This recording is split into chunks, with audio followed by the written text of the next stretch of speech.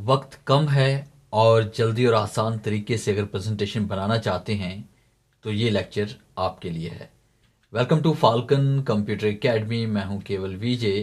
तो स्टार्ट करते हैं आज का लेक्चर कि एम एस पावर पॉइंट के अंदर हम प्रेजेंटेशन किस तरह से क्रिएट कर सकते हैं, वो भी कम वक्त के अंदर।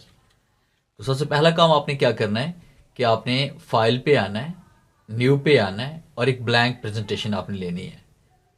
फिर उसके बाद हम यहाँ पे स्लाइड पे आएंगे और ब्लैंक पे क्लिक करना है और इस ऊपर वाली स्लाइड को यहाँ से आप डिलीट कर दें।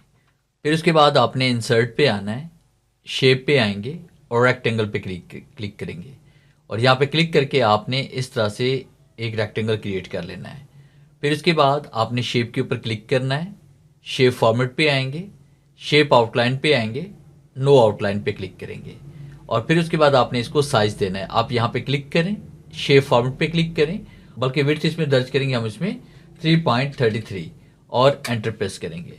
फिर इसके बाद कंट्रोल के साथ आपने यहाँ पे इसकी कॉपी क्रिएट करनी है। इस तरह से कंट्रोल और क्लिक के जरिए हम इसकी कॉपी क्रिएट करेंगे और इसका कलर यहाँ पे हम चेंज करेंगे। कंट्रोल और क्लिक करते जाएंगे और इसके बाद इसका कलर हम यहाँ पे चेंज करते जाएंगे। फिर कंट्रोल और क्लिक करते जाएंगे और इसका कलर हम यहाँ पे चेंज करते जाएंगे। तो इस तरह से आपने अपनी मर्जी से यहाँ पे इसमें कलर स्कीम्स वगैरह को अप्लाई करना है, जैसे मैंने यहाँ पे इसमें कर लिया। तो इसमें कोई भी कलर हम यहाँ पे अप्लाई कर सकते हैं। तो मैंने मल्टी शेड यहाँ पे अप्लाई कर दिए हैं। फिर उसके बाद इन्हीं बॉक्सेस के ऊपर आपने अपना टेक्स्ट राइट करना है। तो टेक्स्ट मैंने ऑलरेडी पहले से लिख के रखा हुआ है। तो नेक्स्ट फाइल पे मैं चला जाता हूँ और इसी फाइल से मैं टेक्स्ट यहाँ से कॉपी कर लेता हूँ। तो देखिए ये मेरे पास टेक्स्ट है यहाँ पे। तो मैंने यहाँ पे ये टेक्स्ट बॉक्स के अंदर लिखा हुआ है। यहाँ पे क्लिक करेंगे, शिफ्ट के साथ मैं इस पर क्लिक करूँगा और इन सबको एक साथ मैं सेलेक्ट कर लेता हूँ और तमाम बॉक्सेस को सिलेक्ट करने के बाद मैं इसे कॉपी कर लेता हूँ। कॉपी करने के बाद मैं यहाँ पे दोबारा फाइल पे आता हूँ और उसको कंट्रोल वी कर लेता हूँ। तो देखिए टेक्स्ट मेरे पास यहाँ पे इसमें आ चुका है। फिर टेक्स्ट को अलाइन करने के लिए शिफ्ट के साथ इन सबको आप एक साथ सेलेक्ट करें।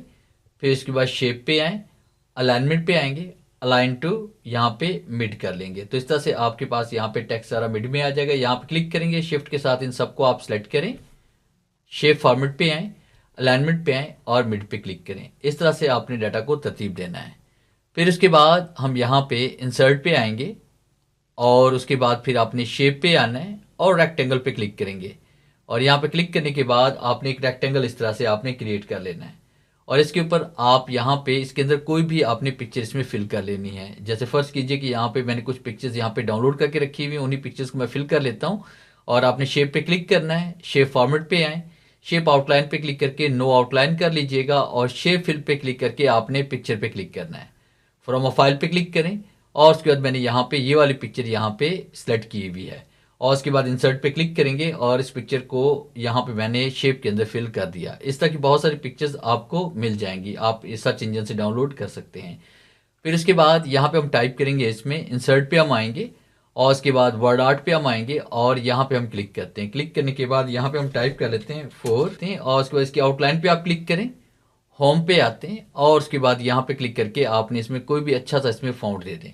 अच्छा सा बोल्ड फॉन्ट यहाँ पे अप्लाई करते हैं, जैसे जैसे जैसे मैं यहाँ पे इसमें कर लेता हूँ ये वाला फॉन्ट और उसको इसकी आउटलाइन पे हम क्लिक करते हैं। इसी के आउटलाइन पे क्लिक करके इसको हम यहाँ पे सेट करेंगे और उसके बाद होम पे क्लिक करके आपने इसका फॉन्ट साइज यहाँ पे बड़ा कर देना है और इसकी आउटलाइन पे क्लिक करके इसको आपने ऐसे सेट करना है। फिर इसके बाद शेप फॉर्मेट पे आप आए, शेप आउटलाइन पे आए और आपने नो आउटलाइन पे क्लिक करना है और फिर उसके बाद आपने चले जाना है यहाँ पे टेक्स्ट फिल पे, टेक्स्ट आउटलाइन पे, इसको भी आप नो आउटलाइन कर लेंगे और इसी की आउटलाइन पे क्लिक करने के बाद फिर आपने चले जाना है यहाँ पर, राइट क्लिक करेंगे इसी की आउटलाइन के ऊपर और फॉर्मेट शेप पे हम क्लिक करेंगे। फिर उसके बाद आपने टेक्स्ट ऑप्शन पे क्लिक करना है और यहाँ पे टेक्स्ट फिल पे हम क्लिक करेंगे और उसके बाद यहाँ पे हमने इसकी ट्रांसपेरेंसी को यहाँ पे चेंज कर देना है। जैसे मैंने ट्रांसपेरेंसी यहाँ पे इसकी चेंज कर ली, यहाँ ट्रांसपेरेंसी को इस तरह से अप्लाई करेंगे कि ये ऐसा लगे कि ये दीवार के ऊपर ही ये टेक्स्ट यहाँ पे लिखा गया है। तो इस तरह से आपने इसको सेट कर लेना है। फिर उसके बाद यहाँ पे क्लिक करें, स्लाइड्स के ऊपर कीबोर्ड से कंट्रोल डी प्रेस करेंगे, आपने यहाँ पे क्लिक कर लेना है, शिफ्ट के साथ आपने पिक्चर पे क्लिक कर लें, कीबोर्ड से कंट्रोल जी प्रेस कर लीजिएगा, ग्रुप कर लें इसे और उसके बाद फिर यहाँ पे क्लिक करके आपने इसको इस तरफ से मूव कर देना है ऐसे, जहाँ तक ये आपकी शेप बनी हुई है, जैसे मैंने यहाँ पे इसमें कर लिया। फिर इसके बाद आपने इस जगह पे आना है और कंट्रोल डी प्रेस करना है। कंट्रोल डी प्रेस करने के बाद फिर आप यहाँ पे इसमें आएंगे, इस पिक्चर को आपने थोड़ा सा आगे की तरफ फॉरवर्ड कर देना है। ऐसे। फिर यहाँ पे क्लिक करेंगे, कीबोर्ड से कंट्रोल डी प्रेस करें, डुप्लीकेट इसकी बन जाएगी और यहाँ पे क्लिक करके फिर आपने पिक्चर को ऐसे सेट कर देना है इसके ऊपर। फिर इसके बाद आपने कंट्रोल डी प्रेस करना है। कंट्रोल डी प्रेस करने के बाद आप यहाँ पे इसमें आएंगे और इस पिक्चर को आपने यहाँ पे सेट कर देना है। और फिर उसके बाद यहाँ पे इसमें आएंगे, कंट्रोल डी प्रेस करते हैं। कंट्रोल डी प्रेस करने के बाद आखिर में आपने पिक्चर को आपने कंप्लीट इसके ऊपर आपने ऐसे सेट कर देना है जैसे मैं यहाँ पे कर रहा हूँ ऐसे। फिर इसके बाद शिफ्ट के साथ आपने तमाम पिक्चर्स को आपने ऐसे सेलेक्ट करना है और तमाम पिक्चर को सिलेक्ट करने के बाद ट्रांजिशन पे आएंगे और यहाँ पे मोर ट्रांजिशन हम यहाँ पे अप्लाई करेंगे। ठीक है, मोर ट्रांजिशन अप्लाई करने के बाद फिर आपने क्या करना है, कीबोर्ड से F5 प्रेस करेंगे, फुल स्क्रीन पे आएंगे। फिर उसके बाद राइट एरो हम यहाँ प्रेस करेंगे और ये देखिए जैसे राइट एरो हम प्रेस कर रहे हैं तो ये डाटा मुझे यहाँ पे कुछ इस तरह से नजर आ रहा है। ये देखिए जैसे मैं राइट एरो प्रेस कर रहा हूँ तो ये मेरे पास यहाँ पे इस तरह से पिक्चर मूव हो रही है और जैसे मैं यहाँ पे इसमें लेफ्ट एरो प्रेस कर रहा हूँ तो ये देखिए पिक्चर दोबारा वापस भी आ रही है। तो इस तरह से आप यहाँ पे बारी बारी इसके ऊपर ये इफेक्ट अप्लाई कर सकते हैं लेफ्ट एंड राइट एरो का इस्तेमाल करके। आप जिससे को चाहे शो करवा दें, जिससे को चाहे आप यहाँ पे हाइड भी करवा सकते हैं। तो ये था मेरा आज का लेक्चर जिसे मैंने आपको पढ़ाया कि कम वक्त के अंदर आप एक अच्छी प्रेजेंटेशन किस तरह से क्रिएट कर सकते हैं।